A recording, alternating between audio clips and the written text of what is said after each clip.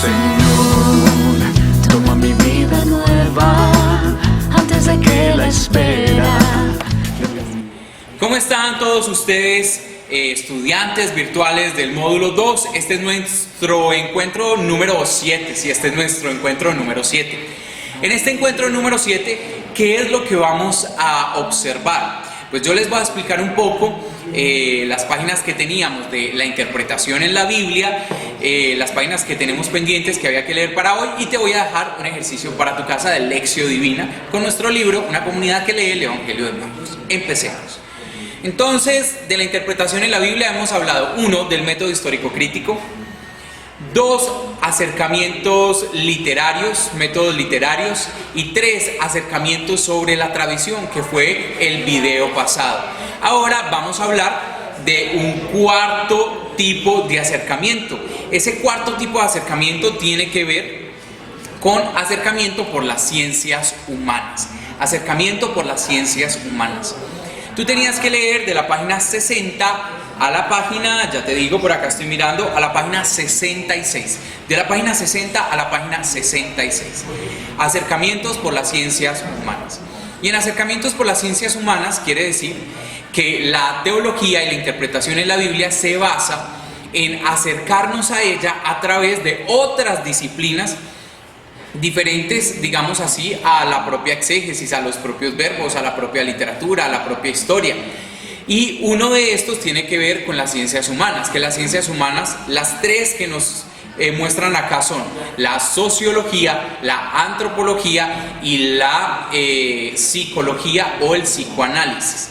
Son tres ciencias humanas que nos ayudan a comprender mejor el significado de la palabra de Dios y a que nuestro segundo punto de la lección divina, el texto en su contexto, quede mucho mejor, mucho más ampliado. Entonces voy a explicar por la sociología. Por la sociología, ¿qué entendemos o qué encontramos acá en el libro? Dice, las transformaciones, acá en el libro dice, son las transformaciones militares u otras que provocó la estructura de la sociedad, el movimiento de centralización político-religioso que condujo a la monarquía, en fin. Entonces lo sociológico tiene que ver con todos los procesos que se dan en una sociedad.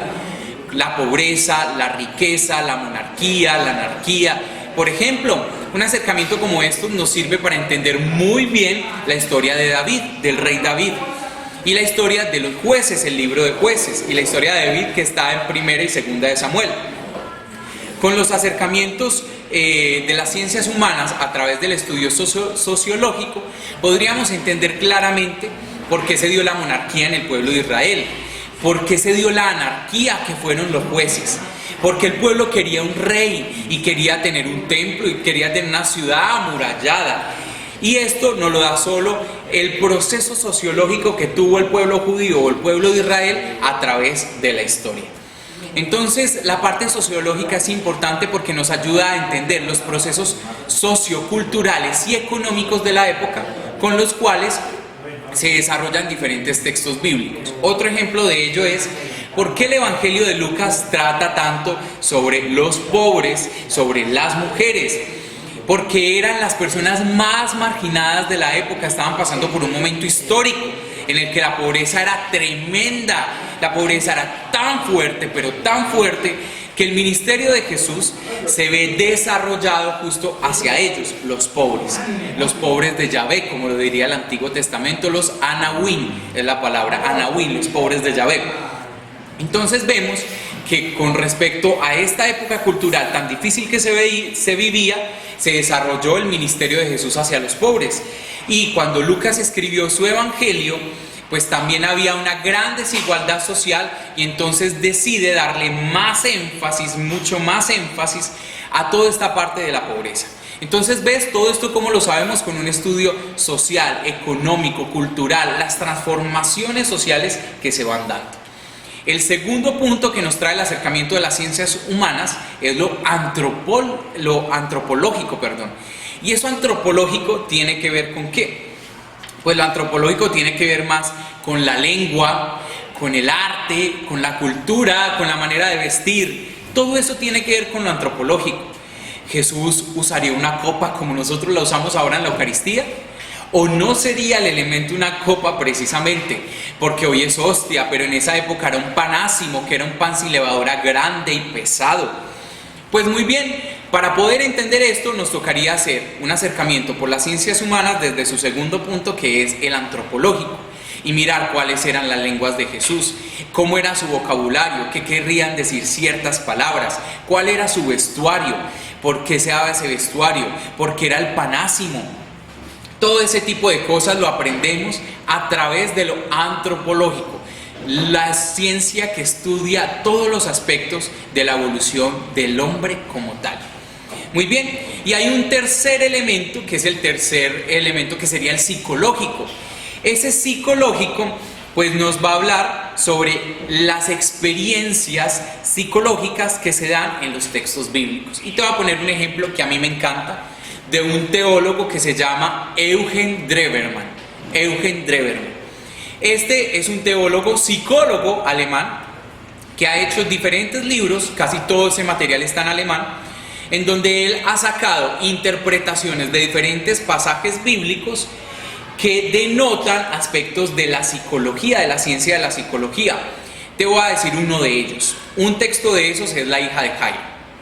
Para este autor, Eugen Drewermann, la interpretación, la exégesis, la hermenéutica que le da a la hija de Jairo, que es resucitada, es muy diferente a la que podríamos creer regularmente. Él dice que como la hija era, su nombre lo indica, hija del jefe de la sinagoga, entonces que este jefe de la sinagoga, ellos eran como grandes líderes en la sociedad, y que ella tenía más o menos 12 años, la edad que sabemos antropológica a propósito y socioculturalmente, era la edad en que la mujer estaba lista para casarse.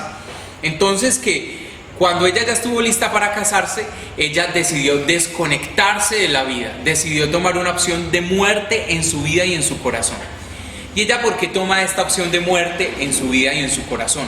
Pues ella lo hace porque, según Eugen Drewermann, hay, digamos así, una fuerza psicológica o una batalla psicológica tan fuerte con esta niña, de lo que la sociedad esperaba de ella como hija del jefe de la sinagoga, que ella no estaba dispuesta a asumir su vida, aparte que la tenía que asumir a la sombra del papá.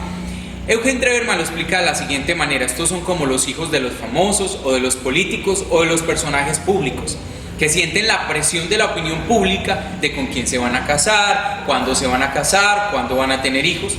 Entonces Eugen Drewermann analiza este texto desde la psicología diciendo que esta niña siente una gran constricción psicológica por toda la presión que tenía por parte de la sociedad, lo que esperaba de ella por ser hija de un personaje público, que ella decide desconectarse de la vida, como quien dice morir. Cuando Jesús le dice, Talita cumi, niña, a ti te digo, levántate, le está diciendo, niña, camina con tus propios pies. No es necesario que camines bajo los pies o bajo la sombra de tu papá, el jefe de la sinagoga. Tú puedes caminar con autonomía, mujer, porque yo te he dado la libertad de que tú lo hagas. Entonces, ese es el análisis psicológico que le hace Eugen Drewermann al texto de la hija de Jairo. Entonces miremos qué interesante es el acercamiento a través de la psicología. Estos son los acercamientos a través de las ciencias humanas. Recapitulo: 1, a través de la sociología; 2, a través de la antropología; y 3, a través de la psicología. Esto es todo por la explicación de los acercamientos a las ciencias humanas, y te van a quedar pues un trabajo muy importante para la próxima vez que nos veamos módulo 2 a través de estos videos de manera virtual.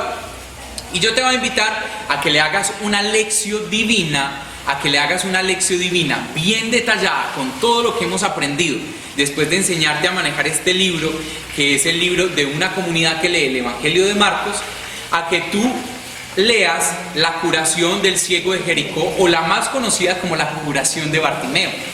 Este está en el libro, repito, una comunidad que lee el Evangelio de Marcos, página 423. Página 423. Allí vas a encontrar esta perícopa, el ciego Bartimeo, la curación del ciego de Jericó.